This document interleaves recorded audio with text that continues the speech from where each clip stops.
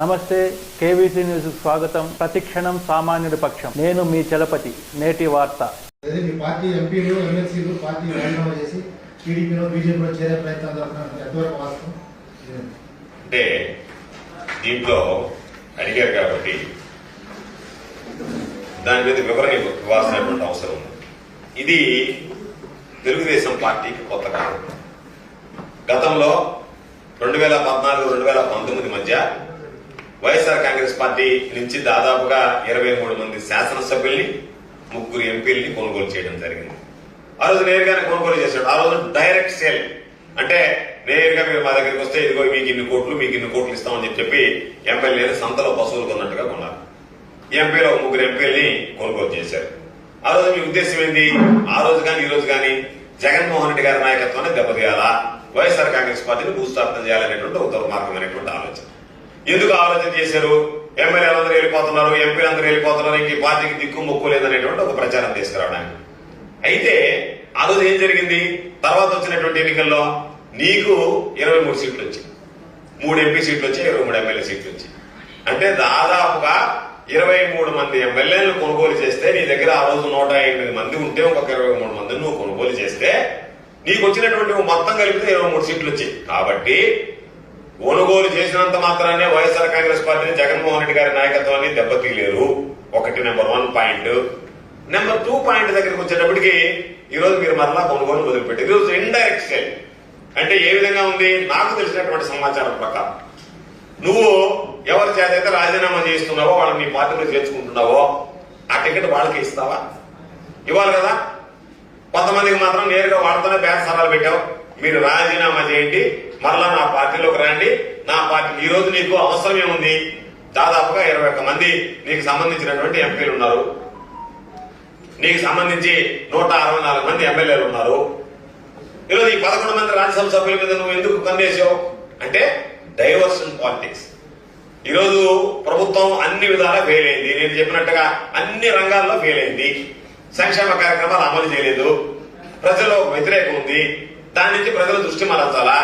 కాబట్టి నేను అడదాకా ఏమన్నాడంటే ఎవరి దగ్గర ఎవరిని తీసుకునేది లేదు, ఎవరిని కొనుక్కోలేదు. ఈ రోజు ఇండైరెక్ట్ సేల్ అంటే నీ ఎమ్మెల్సీ సీటు నువ్వు రిజైన్ చేయి, మా వాడు ఎవరికైనా ఇస్తాము అని ఆ సీటును కొనుక్కుంటున్నారు. ఎప్పుడన్నా జరిగిందా తెల్ల చరిత్ర, రాష్ట్ర చరిత్రలో? అంటే మీకు అర్థమైందో లేదో మరలా వివరంగా చెప్తా. ఒక ఎమ్మెల్సీ రాజీనామా చేయడానికి ఎమ్మెల్సీకి ఇంత, ఎమ్మెల్సీ రాజీనామా చేసి ఇంటికి పోతే ఆ సీటు ఎవరికి? వేరే వాడి కూడా కొనుక్కోవచ్చు ఆ సీటు. నువ్వు రాజీనామా చేయి అంటే ఉద్యోగం కొనుక్కున్నట్టు. నువ్వు రాజీనామా చేయి, నాకు ఇస్తాడు ఆ సీటు చంద్రబాబు, కాబట్టి ఇదిగో నీకు ఎంత ఇస్తా.